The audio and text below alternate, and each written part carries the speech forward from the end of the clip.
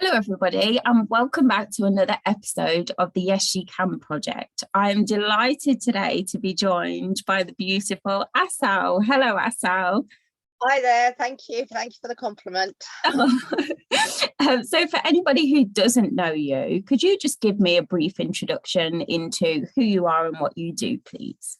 Well, I'm the founder of a skincare brand called Jeunvie, and the sister brand, which is Essentiel Vie. Jeunvie is functional and it's anti-aging mostly, and Essentiel Vie is for mom and baby.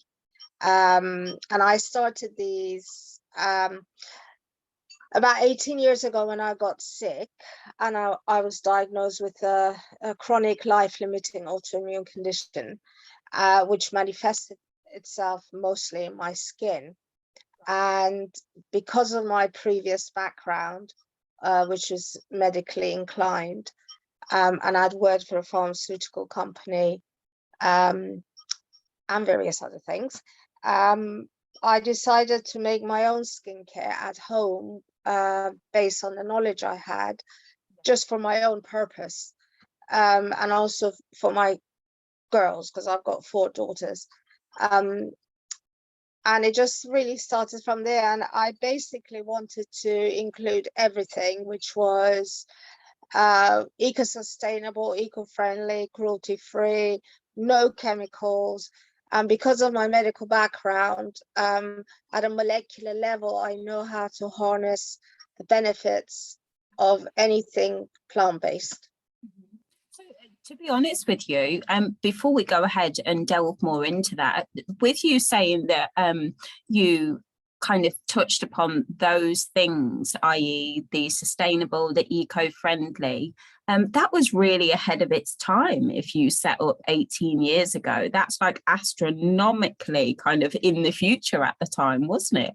Well, actually it was. I started 18 years ago, and I don't know, I think maybe about 16 years ago, it was in the paper somewhere about the candles that I used to hand make, because I've got lung fibrosis, so the smoke from the candle and the aroma also affected my breathing. Well, it was. I mean, I tried to think of absolutely everything, and one of the things I found out, or they told me, the condition that I've got is usually seen in people who work in insecticide, pesticide, chemical factories, and therefore there was a correlation.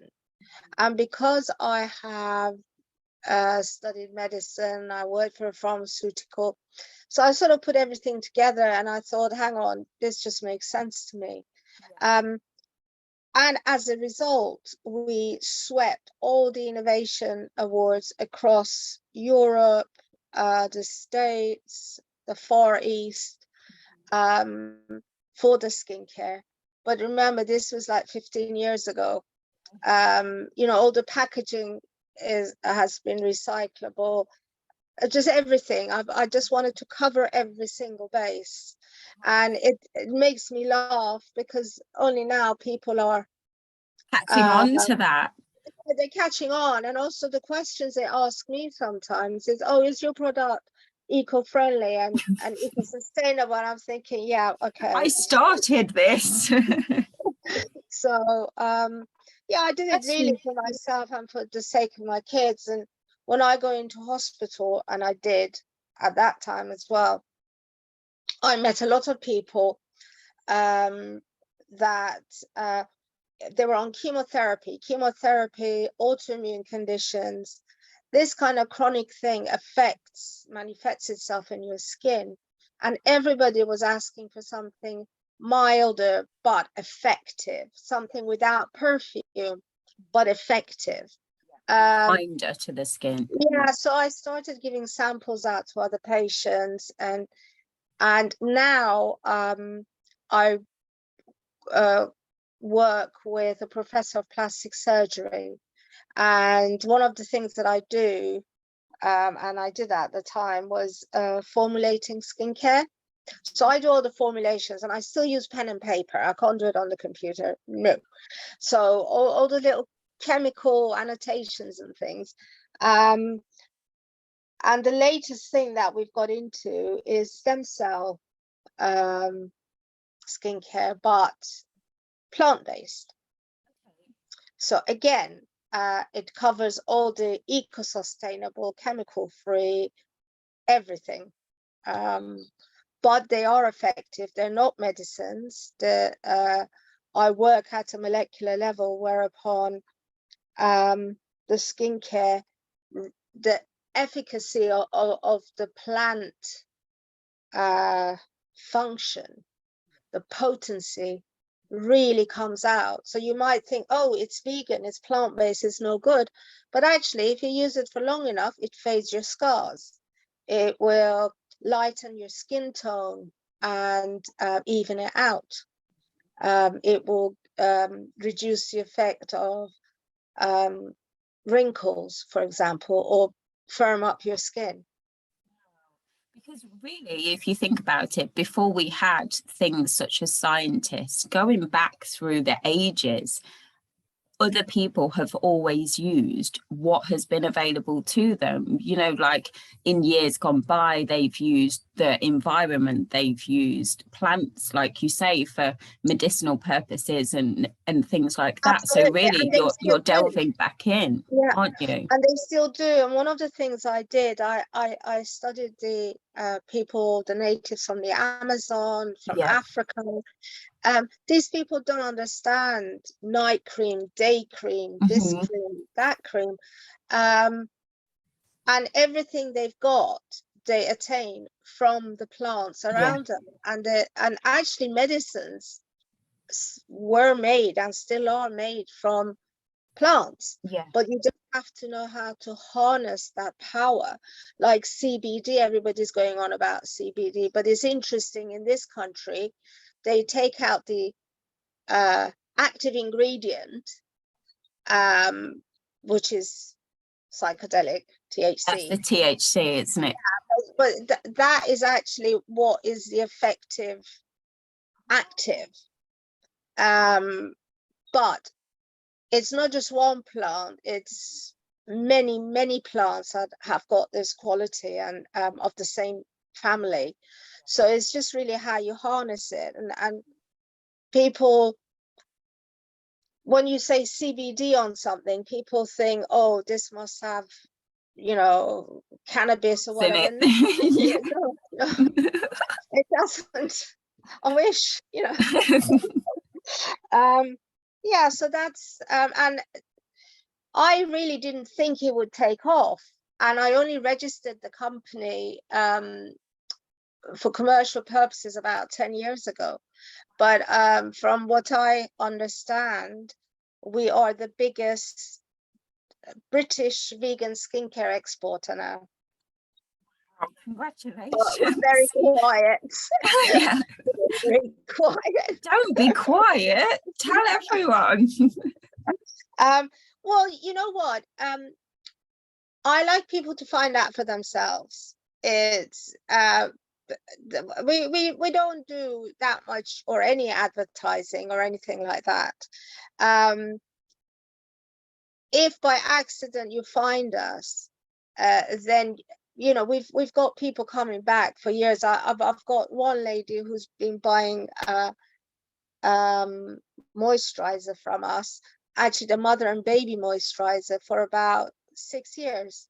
Every month, you can bet your bottom dollar that as long as the moon comes out,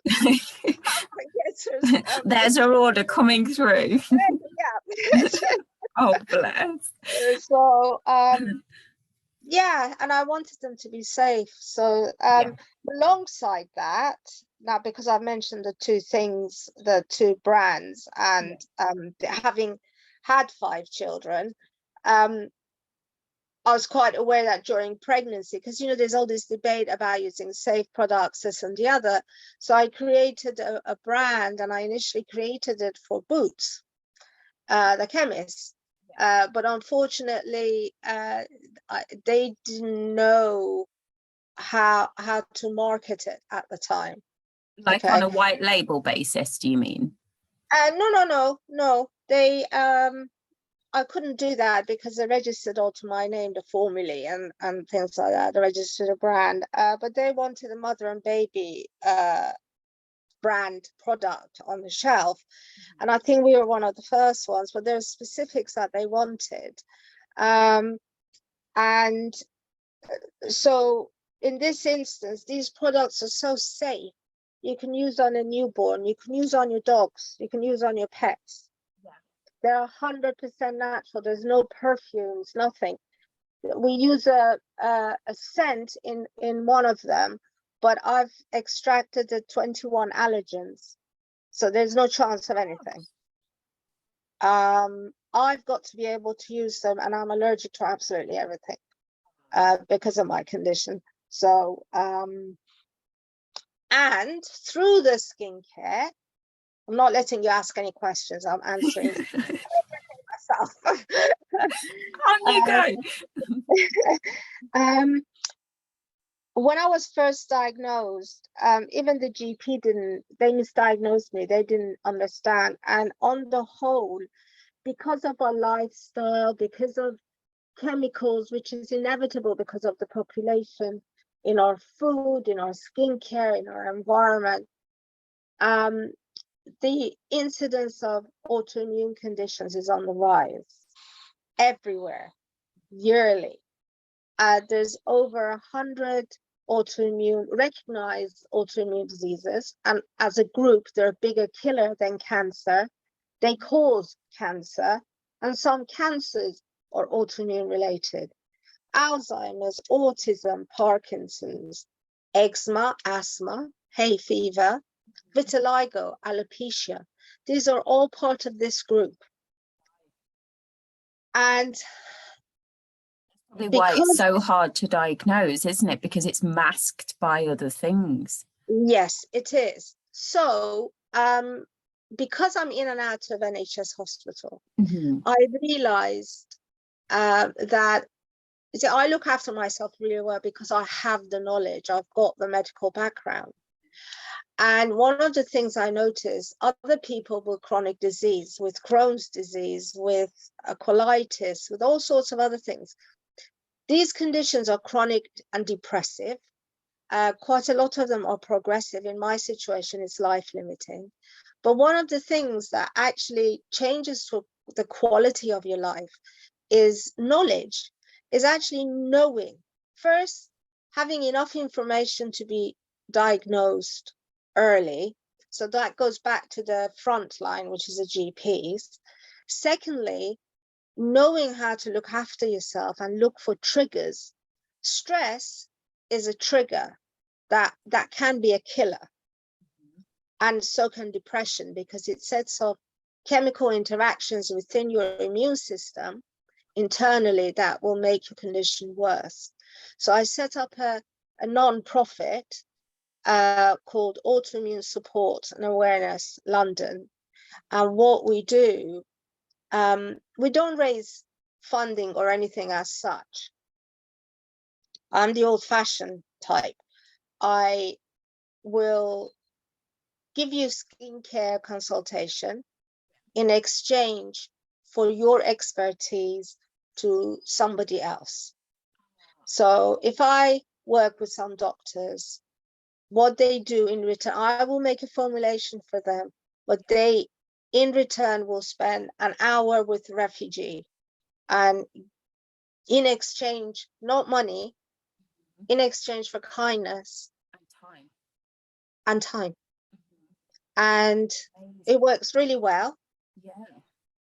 A lot of parents, for example, their kids have got eczema or asthma. They're desperate. The kids are desperate. They're bullied at school and things. So locally, probably tried everything that's supposedly on the market, on the high street. So they go to the GP, and this is no fault of the GP, because the GP is not continually educated. They need to be retrained because science is developing on a daily basis. all the time. Diseases are developing, viruses are changing all the time. So there's no point saying, I studied medicine 20 years ago, I've been a GP for 30 years, I have experience. No, actually you don't. You have the experience of 30 years ago, but science has really moved on since. Medications, applications, people, humanity. So this is what I've tried to do, which is through the non-profit. I try to increase awareness, local schools, for example, kids, parents, because if they deal with the situation and understand what it is that causes eczema, and if all the other kids in the school understand, then we're going to eradicate some of the bullying. And just because somebody has got a chronic condition doesn't mean it affects the brain. Exactly. And sometimes just because something can't be seen, it doesn't mean that somebody's not suffering either. Well, exactly. So these are invisible diseases. MS, for example, which is multiple sclerosis. My condition is systemic sclerosis. So my immune system is not just affecting my muscles, legs, arms, it's rejecting my heart, lung, liver, kidney, stomach, throat, eyes, all the rest of it. So how was your experience coming up to diagnosis? Did you feel like, I bet it was difficult for you having a background in medicine, knowing what you were talking about, to push for that diagnosis? It took me over a year. I kept going to the GP and I kept saying there's something wrong with me. First it was Raynaud's, which was it's a vascular disease, and many of these autoimmune conditions start that way. So my fingers would go white, blue, numb or painful, all the circulation would go out of them. One doctor said, yeah, oh, it's Raynaud's, it's fine, everybody has it, just run it under the hot water tap, you'll be fine. After that, I had the symptoms of everything but nothing specific. I had a lot of pain, I had extreme exhaustion. So they said to me, menopause. I said, but I'm only 38. No, menopause is the start of it, and here's some pills. So they put me on they tried different hormone pills, which actually made the situation worse, because that's the worst thing you can do, just pump you with hormones or whatever. Eventually my hands started swelling up. I was admitted to hospital a few times with chronic pain, which they said it was a stomach ulcer. So they put me on Gaviscon.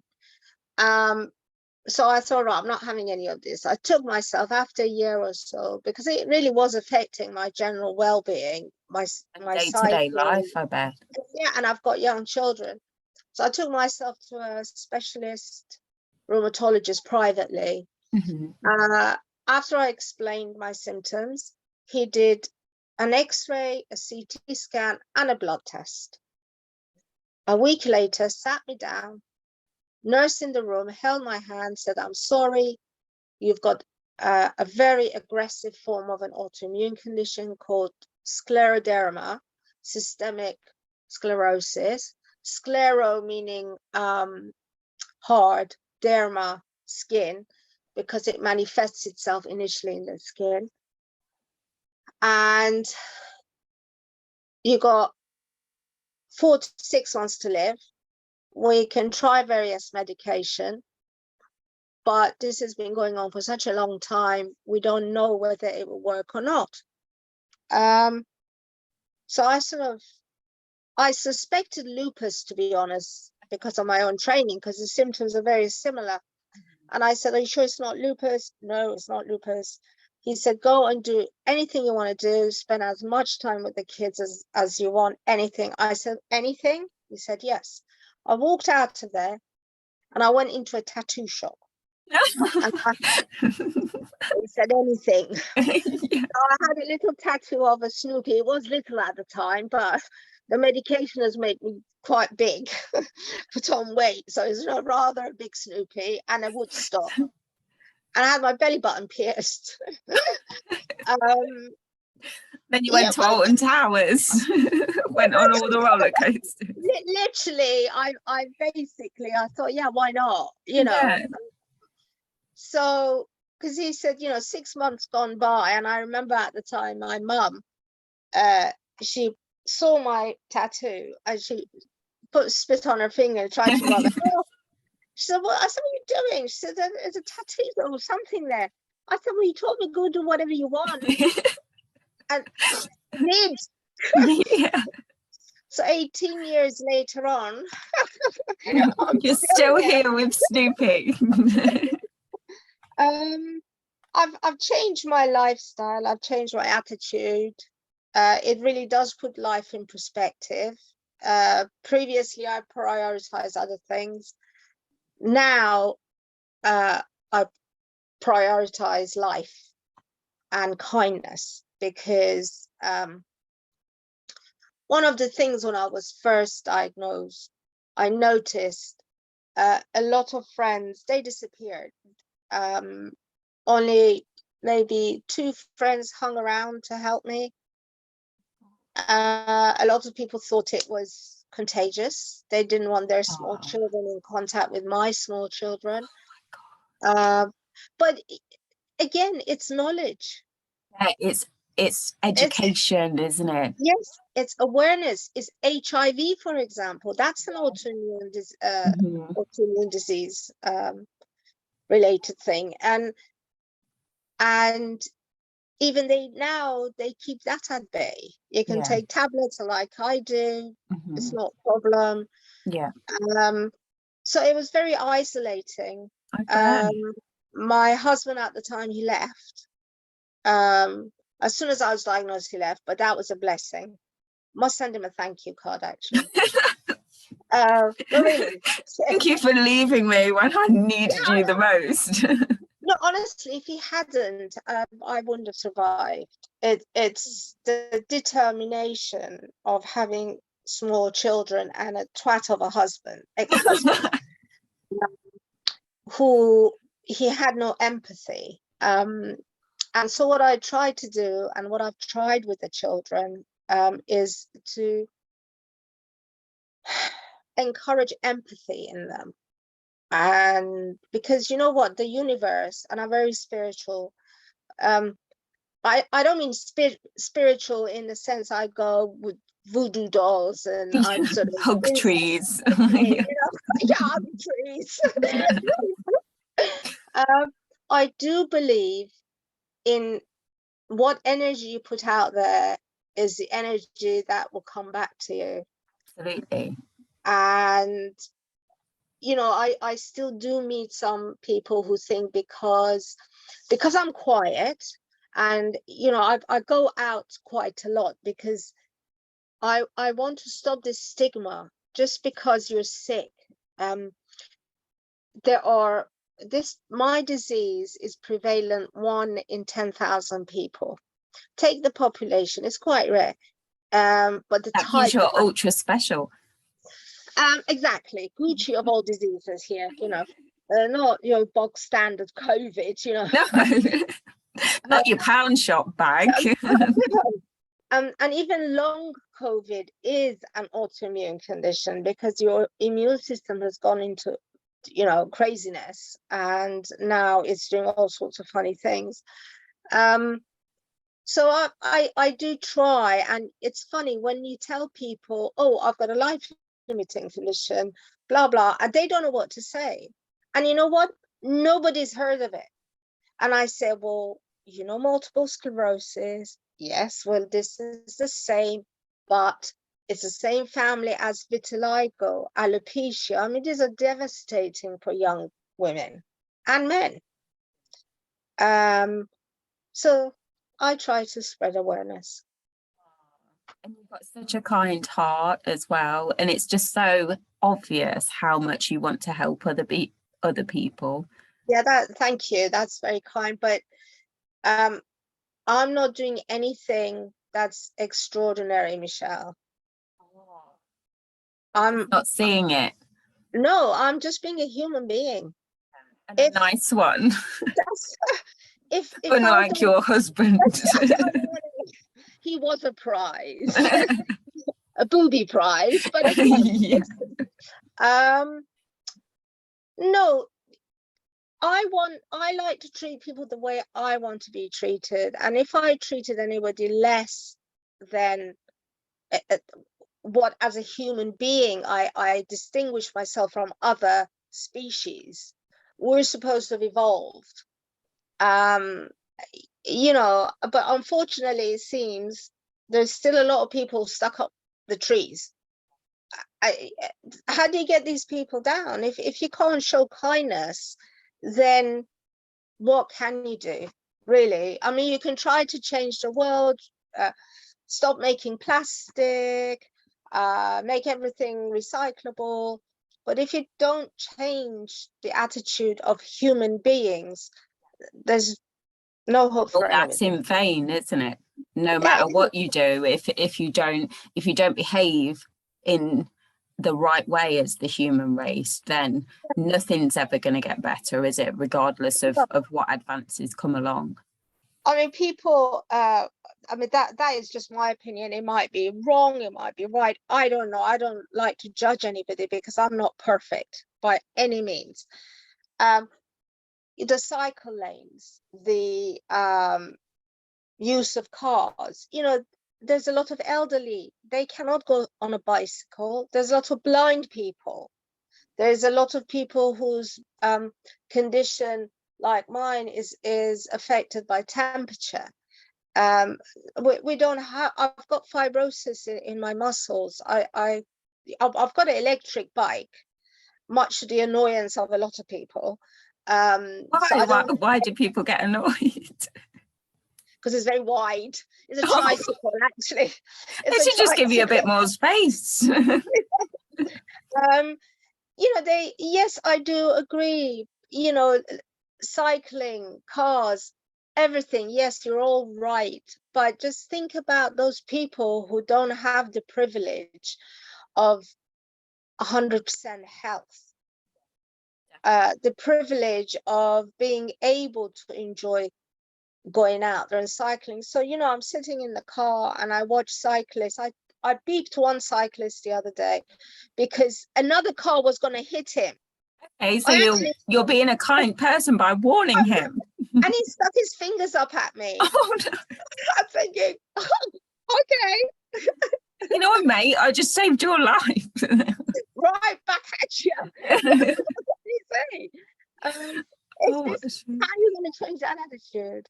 No. That you know, this is, I try to be different. So I don't go pushing my skincare range or whatever on a commercial thing. I try to push it as a humanitarian thing because they are safe. They will help you if you've got things like eczema, or if you're on chemotherapy, or if you have sensitive skin.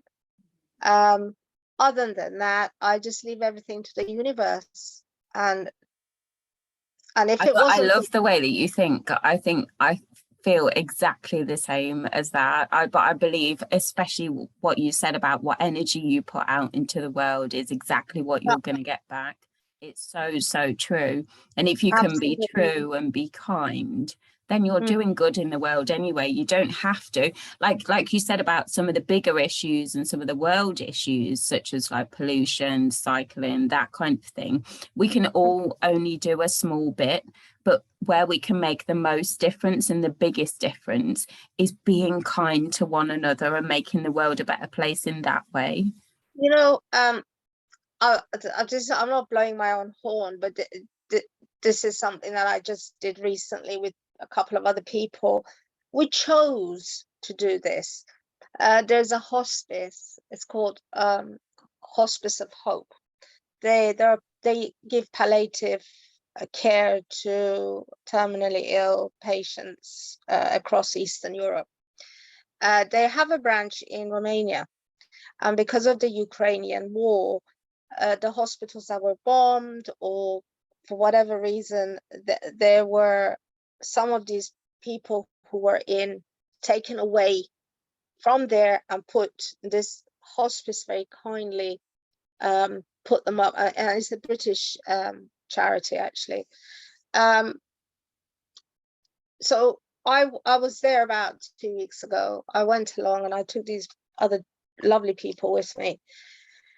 I took 23 kilos of teddy bears donated by my friends, and lots of sweets, curly whirlies, lollipops. Oh, I love a curly whirly. That kind of thing that kids love. And in this hospice, they were looking after some Ukrainian refugee kids who literally had left the place without anything. Some of them, their parents were both in the army.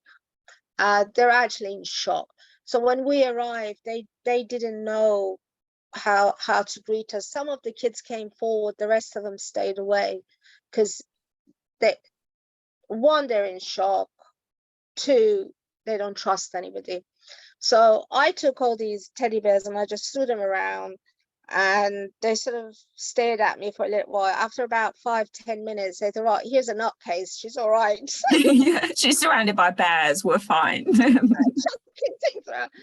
they said, you know, I've got photographs of these kids. They were so happy, they were cuddling. You know, they don't have their parents with them. What they need at night is something to cuddle. And then in conversation with them, you know what they said?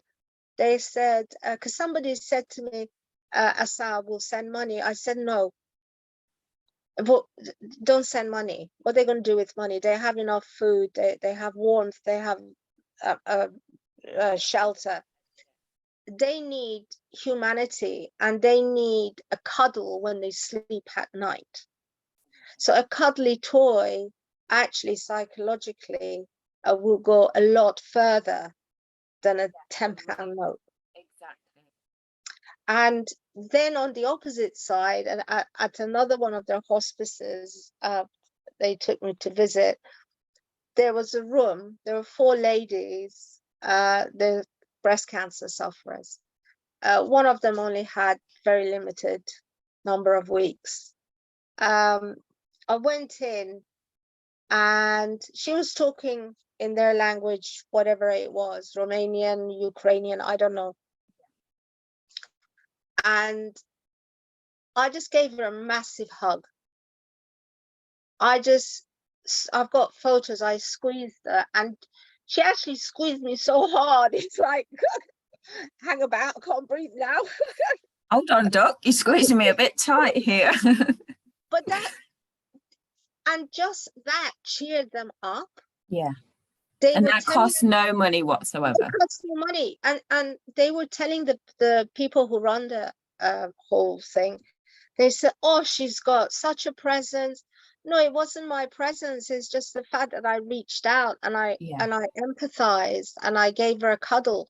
That's all it was. Offered comfort in that moment. That's it. They had no personal possessions by their beds. It was 4 walls, white, bed, very clinical. There was nothing. How was that for you? As rewarding as it must have been, but on a personal level, how difficult was that? It was very sad that, because I'm a sufferer myself, and one of the things, you know, I put on this front where I'm all jolly and whatever, but actually I'm wearing a morphine patch. I have to take medication daily, injections weekly. I have to go in for chemotherapy every couple of months, because my body is rejecting me. Without the daily medication, I wouldn't have very long still. It'd be 4 to 6 months, because my immune system is shutting down my heart and lungs, full stop. You know, that's it. I empathize with them, because as much as these people don't need pity, they need understanding. So yeah, compassion. they, you can put, and that's why the non-profit, which I'm hoping soon I will have registered with the Charity Commission, and I think they're a bit miffed as the way I work as well. It's like, how much do you have in the account? How much, what's your turnover? I said, there is no turnover. My turnover is 1 million kindness. My expenses are 1 million kindness. I said, no, it's exchange of services. So if Yeah. you're a printing company and you have excess paper, or your printing went wrong for somebody, yeah, on the back of that, if you got spare ink, can you just do some printing instead of chucking it in the bin? Yeah. So that's the kind of thing I do. Mm-hmm. And if I was talking to the Charity Commission, and I think it's just, what? You don't know. And if there is any fundraising in the future, it's going to go direct into a hospital to do research into these diseases. That's all it is. What you should do is you should have £1 in your account and then pay £1 out of your account, and then just keep doing that. And then that way you can satisfy the financial side, and then you can't say it's not. £100 in there myself, and it's been in there for like 5 years. Oh. And so the accountant, because it being a non-profit, you're registered with the company house and HMRC. Yeah. And it's like, there's nothing happening in here.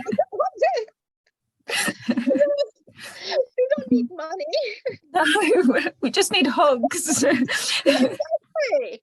Honestly, we just need hugs. It works really well. If I bake a cake, I'll bake 2 cakes, and I'll give one of it to the elderly couple next door. Oh, so lovely. It's not, but Michelle, this is how it used to be. This is how we all used to be. We were so busy in our own selves. And so self-absorbed now as a society, aren't we? Exactly. So, I go out to events and things, and I've got a different name on Facebook and different name on my business card. And there's a lot of, for example, celebrities I know who I'm friends with on Facebook, but then when they meet me, they don't know who I am. So I guess master of disguise. It's quite funny. I'm Snoopy. But because they put so much emphasis on who you are, something is lost in the translation. But this way they will remember me, but they don't know what my name is. So it's essentially it's not about who you are, it's about who you truly are. And that's what's important, isn't it? It's not about who you are, it's about what you do. Yeah, definitely. It's about what you do. Yeah. So, and that's how I choose to be. And it's just you're such an inspirational lady. Oh, thank you. You really are. Honestly, reading about your journey so far has just been absolutely incredible. And I mean, like, I found out that you got awarded the British Empire Medal, the Legion of Honor in Spain. It's unreal. Have you ever had a chance to kind of sit back and think, oh my God, like the magnitude of what you've achieved? But in fact, before you answer that question, to me, as much as you're appreciative and grateful for receiving those things, truly that's not what you're doing it for. So it's like swings and roundabouts, isn't it? Yes. No. Those things are only because of what is what I do, which I try to spread kindness. It's the awards for the skincare, which I think I got the Spanish one, I don't know, about 8 years ago or something. How the skincare helps humanity, because I don't profit from it either. So what I do, I put whatever profit there is, and my kids don't.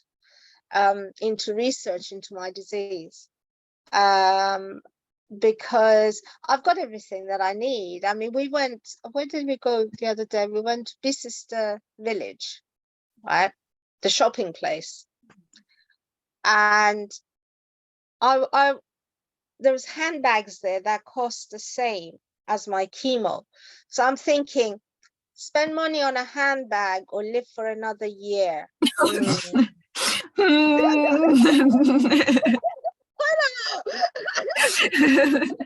Not sure. The guy would say he didn't know what I was thinking. You say, "Oh, this is beautiful. It's red. It's beautiful leather." You know. And I'm going, I'll come back on that.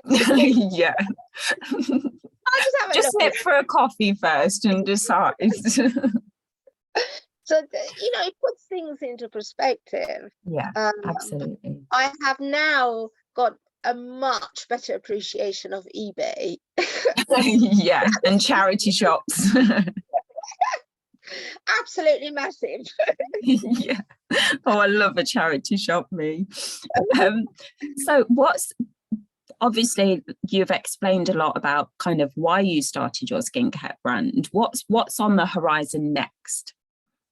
Well, because of the collaboration with all the doctors and things, plastic surgeons, they notice that a lot of their clients, cancer patients, are also asking for safe products, that they realize there is chemicals around. So those patients who've had mastectomies and like skin cancer and they've had surgery, they want safe products. So I've been given the task of making plant-based, or rather vegan, stem cell skincare. So we call it vegan. It doesn't mean that it's any less effective. It just means that it's all plant-based, and we incorporate the power of those plants at a molecular level, so that you really do see results. So they go into your skin and they activate your own stem cells. It's a complicated process. However, we've already launched one cream which we sell on online, and we call it anti-wrinkle. The reason for that is because you can't call it anti-cancer, cancer scar, I don't know what. People don't want to pull out a jar of something and tell it the entire world they've got cancer, they've had cancer, or whatever. So anti-wrinkle is just term. Yeah. So that's what we're moving towards, and I think everybody is. There's quite a lot of companies that for cosmetic purposes they say, oh, stem cell, but for me it's for relieving pain, scarring, and improving human life. Absolutely. Exactly how it's helped you as well, hasn't it? Which is the whole reason that you started it in the first place. Yeah. Hopefully I'm hoping that I'll be selling candles at my ex-husband's funeral, and that's how I'm going to make my money. Yeah. You make candles, don't you? Yeah, we do a few, yeah. Well, there you go, there's a collaboration. Oh my God, let's do it. Yes, why not? Yes. Why not? You heard it here first, folks. Yeah. No, you know what? I've just set up a new, one of the things I think I struggled with when you start a business, we're small and we don't have any budget for marketing, PR, this or the other. So this has been the hardest, the marketing budget, the PR, getting your product in front of people. So I've set up this new evBizHub, whereupon startups, small businesses, you join up and we give you marketing and PR. We fast track your rise in front of celebrities, events, high net worth clients, so that you don't have to spend 10 years like me scrimping and scrounging and so usually for PR you pay, I don't know, £2,000 or whatever retainer, something like this, £75 a month, and you get everything. You get events, you get advice, and you basically, because I've built a very big list of networking, celebrities, high net worth people, so I share that. Oh, see, kind again. No. I just like a good party, so No, well, you shouldn't have said that. People know your secret now. Networking, yeah, that's quite important. That was one of the most difficult things, because a lot of people, when I'm sure you know yourself, when you first start a business, where do I take this? How do I introduce it? How do I put it out there? So we put it out there for you, and we actually get you to go and meet people. Oh my God, I'm joining as soon as we stop recording. I've got a vodka sponsor, you must. Oh, okay. Excellent. Can you, I bet it's impossible to pick because you've had so many so far. What would you say is your biggest highlight? The biggest highlight, I think, is, well, other than getting the awards are basically an acknowledgement of, or recognition of, all the hard work that's gone into it, because I really 24/7 I'm sort of still thinking how I can relieve somebody's pain or do things like that, is when a little 7-year-old has had eczema for such a long time, and your cream for the first time stops him from itching. And when he sees you, he just comes and gives you a hug. That, for me, is, you can't buy that. You just cannot buy that, because whatever happens to me, that memory of me is going to be engraved in him, and he will remember that, and that will be a legacy that I leave for my kids. Absolutely. You are the lady that stopped his pain. So yeah, that is unbelievable. They don't know my name, but the lady in Romania who I hugged, she'll remember me. And she smiled and she was laughing and she said to me, "Come back and see me." And that is, for me, that's really is what gives me the energy. Anything else, I don't know. I went the day I got the Queen's medal, I was on my way home, and my twins rang me up and said, "Mum, what's for dinner? Where are you?" I said, "I'm coming back from, Palace thingy." Yeah, good old Buckingham Palace to meet Liz. Can you stop off at Sainsbury's and pick up blah, blah, blah? Yeah, all right then. Bit of a busy day. No. And then when my kids saw the medal, they said, "What's that, Mum?" "Oh, that's from the Queen." "Is that all she could afford?" Have you seen her jewels? What is this? Take it back, get a refund. I can keep it herself.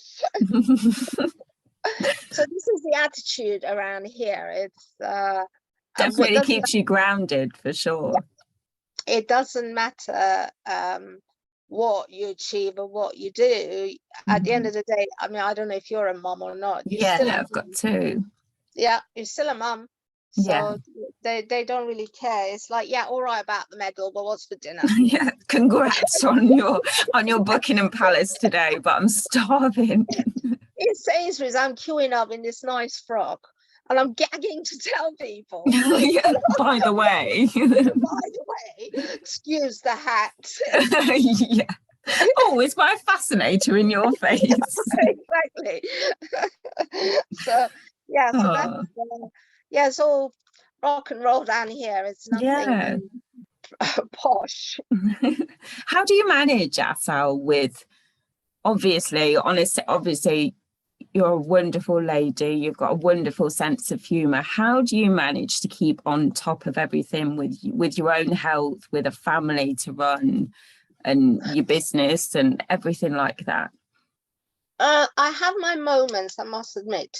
This morning, I had a couple of phone conversations with people who were totally unprofessional and not diligent at all.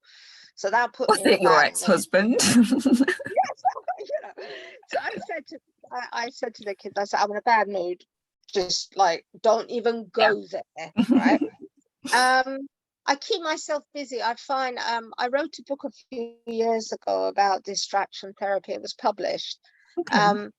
And I only gave it to the patients in the hospital that were in the terminal ward, and I really did it for them, and they were all laughing when they were reading it. So it's all to do with distraction. So for that moment when you're distracted, you're not thinking about what's going on, because one of the things about autoimmune disease, like I said, they're depressive, and the more time you spend thinking about it, the worse it gets.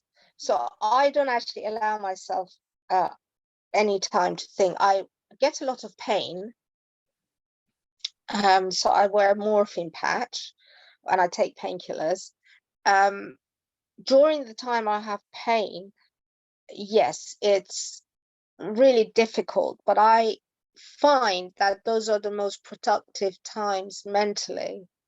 So I create formulations that are actually super duper. Or when I've been in hospital and I'm on chemo, I've got one head in a bucket and pen and paper on the other Oh side. my God.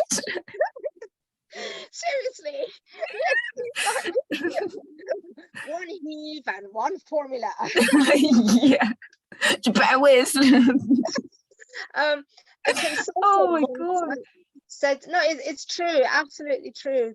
When I'm at my worst physically, that I'm suffering the most. That's when I'm mentally most proactive. A consultant said to me when I was first diagnosed, he said, look, you can either let the disease take over your life, or you take over the disease. So on a daily basis, I have to do this. I have to, remind myself and take over the disease. And at the end of the day, you are the only person who limits your own capabilities. So nothing is impossible as far as I'm concerned. Flying, yes, all right. Being tall, blonde, okay, that's fixable. But really, you just limit yourself. Yeah, you are your own limitations, aren't you? Yeah. You So can't. Yeah, go on. Sorry, I was going to say, so with the distraction therapy and the book that you wrote, is that something that you've always had inside of you, or did someone give you that advice to start you on that journey to being able to get into the mindset where you were able to take yourself off somewhere else? To be honest, I think from when I was very little, I was a little bit distracted anyway. You know how you say my mind went wandering? Well, Yeah. mine never came back type of thing. It wanders on a basis. I've lost my GPS. Being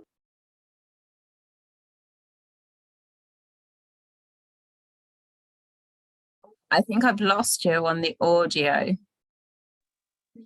There we go, you're back. Sorry, go on. Yeah, I just said I think I've lost you on the audio for a second. I think your mic went. So being a bit quirky and scientifically minded, I am a little bit eccentric, and I think that really helps. I mean, my children at one time said, right, let's call the police. Mom has lost it. It's last Christmas. You get a Christmas tree every year. You decorate it. The kids don't like it. They don't appreciate it. They don't do anything. Actually, as they get older, they do less. So, Yeah. do you know what? I went and got a twig, literally just a stick. One twig. From the park, just a stick. I'll put it in a pot. I'll put it in the living room, and I put some lights on it. And Merry Christmas! Oh my God. The kids, it's like, is this a joke? I said, no. I pay for it. Nobody paid for the twig. And I paid for the twig, and this is what it is this year. We're going minimalistic. Like the Swedish. Oh gosh. Didn't go down too well. Mummy nearly got admitted. Yeah. Yes. Oh, bless you. You've got such a positive spin on things though, haven't you? It's a real character, it's a real strength, isn't it? And it's a testament to your character, how strong you must be. I think it is. Like I said, I do have my moments. Sometimes I just, I just get fed up because everything is such an effort physically. Mentally, I'm going at 100 miles an hour, but my body is sort of right back catching there. Up. Yeah. It's still last year type thing, Yeah. So I get very frustrated because I want things done, and I am aware of my limitations, but I'm also aware of time limitations, because I don't know if the disease suddenly going to, because the type that I have, the type of scleroderma I've got is heart and lung specific. So basically my heart's going to pack up. The muscles are stiffening, and Dame Carol Black used to call this the disease that turns you into stone, because everything gets fibrosed and hardened. A guy last week was in the news. He had the first double hand transplant because he was a scleroderma patient, and his hands just turned into fists. So and he couldn't move them. So it does get frustrating, and a lot of effort is required. But the choice is either get out there, enjoy yourself. Everybody can think I'm crazy. I don't mind. That's fine.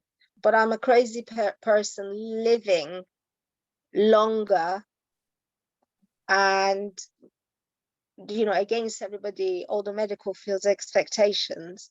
And they do think, I think partly it's my attitude. Like you say, when you suffer, when you go downhill mentally, then that triggers something physically in your body anyway, doesn't it?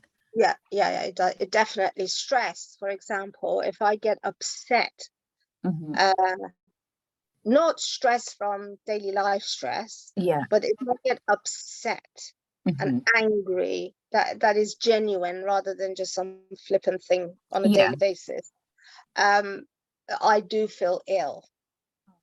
Literally, I get joint pain. It's just I'm unwell. But you have to battle it through. I always think there's always somebody worse off than you, isn't there? Well, there is. You could you could be Putin, for example. Well, yeah, there's that, isn't there? No, there's always something worse. And when I've seen so many horrible things in a hospital, that is what I've got really puts things into perspective. It's 100% your attitude that has got you to this point. I completely agree with them. What about, you know how you said about the you're looking into stem cell for the skincare? What about looking into stem cell treatment for your condition? Well, there is actually something that it's stem cell infusion. Okay. So what they do now, they have been doing it in the UK. We've got the highest grade, highest medical grade stem cells, which are actually, I think, made harvested at the Royal Free Hospital. Yeah. And for particular medical conditions like MS, they do infuse them. It's just like a 10-minute infusion. That for somebody like me, they haven't done it before. Or the one that they did many years ago, they gave their own stem cells, and some people perished, some didn't. So they're doing some trials at the moment, and I entered for that trial. I'm the first person, actually, I think. So we're waiting for the reading my results, and if it does help me, although my disease is too far gone to really save my life, but it does potentiate quite well for people who've just sort of been diagnosed. Early diagnosed, yeah. Yeah, so it's quite promising. Like I said, for example, GPs or your average Joe doesn't know about these things. Definitely. So they need to all retrain constantly. Definitely. I interviewed a lady a few months ago, and she is the founder of the Heart Cells Foundation, and they do a lot of the research into using your own stem cells to treat patients who have had heart disease or heart attacks and things like that. But yeah, it's incredible, and it's so interesting that the amount of, it's not just moving forward in science, it's leaps and bounds, isn't it? It's incredible to think. Yeah, there's changes all the time. We're a lot more strict in the UK releasing information and the results and things. We have to have so many trials and have so many, rightly so, because you want to make sure that you put out the correct information out there. But other people globally, I know in America, they talk about stem cell this, stem cell the other, but that's all commercialism. The way we do it in the UK is different. So, oh, honestly, Asal, I could talk to you all day, but I'm going to have to ask the final question. Where can people find you? they can find me on Instagram mostly. Okay. And not on Facebook, because I've got a different name on Facebook, because my children don't want anybody to know I'm their mom. I spy on them, Okay. LinkedIn, so and the brands as well, they can find on Instagram. So if they want to follow and spread the love. Definitely. I'll pop the links in the show notes as well, so that people can just click straight through. Okay, I'll give you the new business hub as well, because I accosted a Dragon's Den dragon last week. Okay, which one? Ted Love. To be honest, I'm asking which one, and I haven't watched it in ages. Yeah, I haven't. It's a new one. I think it's Ted Lavlani. A lovely guy, but I sort of pretended I didn't know who he was, and then I just happened to mention his name in mid-conversation. And he goes, "Oh, I thought you didn't know who I was." I said, "Oh, I was just being polite." Yeah. I So guessed it. yeah, exactly. So we give a lot of advice, and there's lots of blogs and all sorts of things to help businesses get a leg up for minimal amount. And there's also flavored vodka as well at events, which really helps. Definitely. Oh, well, everyone, you must go and check out the links that I'll put in the show notes. And Asal, it's been an absolute pleasure. Thank you so much for coming on. Don't forget, we're collaborating. Yes, of course. Over some vodka. Oh, I don't drink. I'm so boring. I'll collaborate over a cup of tea. I do the alcoholic stuff because it's purely medicinal. Oh, okay, that's fair enough then. Yeah, that's medicine, Yeah, we'll do it. Thank you very much for having me. Thank you for coming on, and you take care. Take care. Thank you. Thank you.